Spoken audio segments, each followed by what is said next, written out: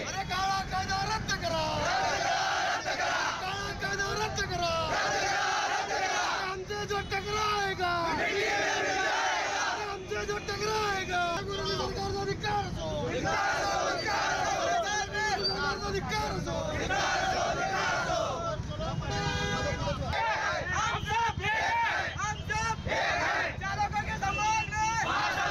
की बात है, पुलिस हमारे साथ है, ये अंदर की बात है, पुलिस हमारे साथ है, ये अंदर की बात है, पुलिस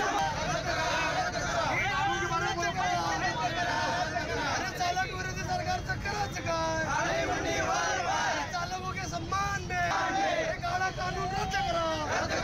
नव्या वाहतूक कायद्याविरोधात पुकारलेलं संप ट्रान्सपोर्ट युनियननं मागे जरी घेतलेलं असलं तरी सोलापुरात वाहतूक संघटना ज्या आहेत त्या अजूनही आक्रमक आपल्याला पाहायला मिळत आहेत। वाहतूक संघटनांनी आज सोलापूरच्या कृषी उत्पन्न बाजार समोर निदर्शनं केलेली आहेत। आपल्यासमोर हे सगळे पदाधिकारी आहेत। मला सांगा की ट्रान्सपोर्ट युनियननं संप मागे घेतलाय पण तुम्ही अजूनही मागे घ्यायला तयार नाही, काय नेमकी भूमिका आहे? जे भाटे साहेबांनी जे गृह सचिव भाटे साहेबांनी जे भल्ला साहेबांनी जे बाईटमध्ये सांगितलेलं आहे की बाबा तूच कायदा लागू नाही, म्हणजे याचा अर्थ हे आहे की पुढे कायदा लागू करणार आहे। तर जोपर्यंत वाहतूक संघटना संयुक्त महासंघ आणि सर्व चालकांना हे आश्वासन करत नाही की बाबा आम्ही कायदा रद्दच केलेला आहे आणि लागू करणार नाही, तोपर्यंत सर्व चालक बांधव आणि वाहतूक संघटना संयुक्त महासंघ आपल्या निदर्शनात आणि आपल्या भूमिकेवर ठाम आहे।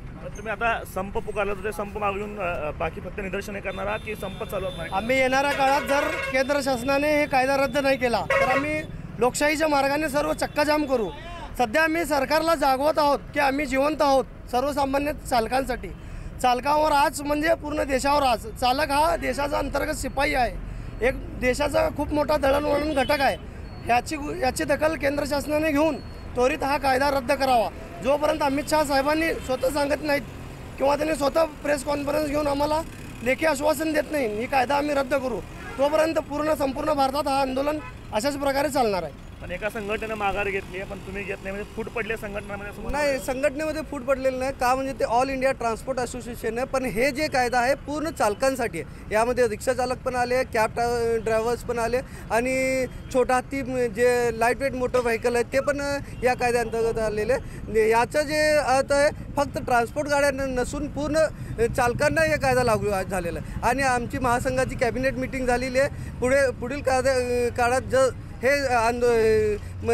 केंद्र सरकारने हे कायदा मागे नाही घेतला तर आम्ही उपोषणाच्या मार्गाने आमरण उपोषणासाठी बसणार आहे। पुढच्या काळात आम्ही आमरण उपोषण करू आणि गरज पडल्यानंतर तीव्र आंदोलन देखील करू, अशा पद्धतीची भूमिका जी आहे ती वाहतूक संघटना संयुक्त महासंघाची आहे। आणि सोलापूरच्या कृषी उत्पन्न बाजार समितीसमोर आज निदर्शनं करून कायद्याचा विरोध या संघटनेनं केला आहे। कॅमेरा पर्सन युवक दिसा, आफताब शेख, एबीपी माझा, सोलापूर। एबीपी माझा, उघडा डोळे बघा नीट।